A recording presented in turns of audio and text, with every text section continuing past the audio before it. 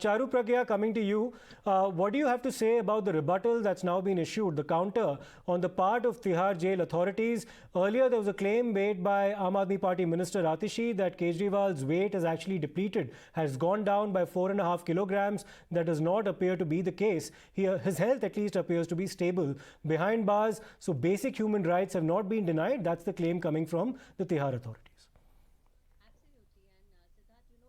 Party has made a complete laughing stock of itself.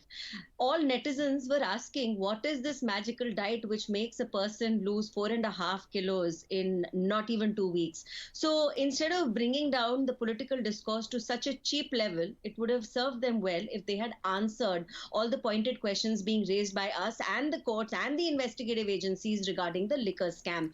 Arvind Kejriwal ji's weight is up, he's relaxing, he's having a good time, his sugar is stable, his blood pressure is stable, and he should just take a page from the book of Satyendra Jain himself, because if you remember, he claimed that there was a physiotherapist who was looking after him. Turned out that he was taking massages from a POSCO accused behind bars. So honestly, I think the people of Delhi are both disgusted and amazed at the level at which Aam Aadmi Party can bring this discourse down to, and I don't even want to dignify it with any further comments on this. Right now, I'm more interested in how the High Court of Delhi has observed that prima facie there seems to be evidence against him. Prima facie, it seems that he was involved in the Delhi liquor scam, both in his personal capacity and in his capacity as the convener of the Aam Aadmi Party. They do not see it fit to give him bail currently, and this is what our focus needs to be.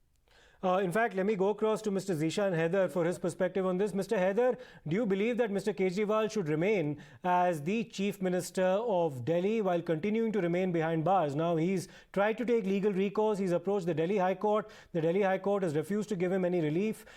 He's appealed to the Supreme Court. The Supreme Court has, for the time being, refused to give him an urgent hearing. It will eventually hear the matter. It remains to be seen as to when that will happen. But for the time being, he appears to have exhausted his legal measures and therefore remains behind bars. So in this situation, should he remain Chief Minister, sir?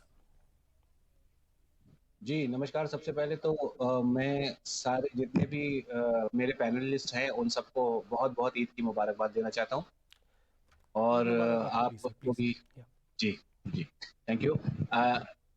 और दूसरी सबसे बड़ी बात देखिए यही है कि भारत के इतिहास में पहली बार हुआ है कि एक सिटिंग चीफ मिनिस्टर को जेल के अंदर डाल दिया गया है, और ये मैं फिर से यही कहूंगा कि ये एक अघोषित मतलब जो है वो आपातकाल है। ये एक ऐसी इमरजेंसी है जो दिख रही है सबको, लेकिन मतलब अनडिक्लेयर्ड है। तो सबसे बड़ी बात इसमें यही निकल के आती है कि अगर सारी दिल्ली की जनता, पूरे हिंदुस्तान की जनता ये चाहती है कि chief minister Arvind Kejriwal jail के अंदर से रहकर सरकार चलाएं, तो इसमें कोई हर्ज इसलिए भी नहीं है कि देखिए बाइज्ड है सारी एजेंसीज, चाहे ईडी हो चाहे सीबीआई हो। जैसा कि सबको पता है, जबरदस्ती जेल में डाल दिया गया है सिर्फ इसलिए कि 2024 के इलेक्शन में सबको रोका जाए। और लेकिन मिस्टर हैदर, अगर मैं उस आर्ग्यूमेंट को काउंटर करूं, क्योंकि अगर आप दिल्ली हाई कोर्ट के 106 पेजेस की जो जजमेंट है, अगर वो आप ध्यान से पढ़ें तो उसमें एक मुद्दा अभिषेक मनु सिंघवी ने यह भी उठाया था जब वो केजरीवाल को रिप्रेजेंट कर रहे थे कि जानबूझकर ईडी ने उनको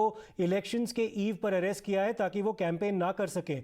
इस आर्ग्यूमेंट को भी दिल्ली हाई कोर्ट ने काउंटर किया है कि 9 बार अरविंद केजरीवाल जी को समन किया गया था 6 महीनों के दौरान, और उसके बावजूद उन्होंने इन्वेस्टिगेशन ज्वाइन नहीं की, इन्वेस्टिगेशन अथॉरिटीज के साथ उन्होंने कोऑपरेट नहीं किया।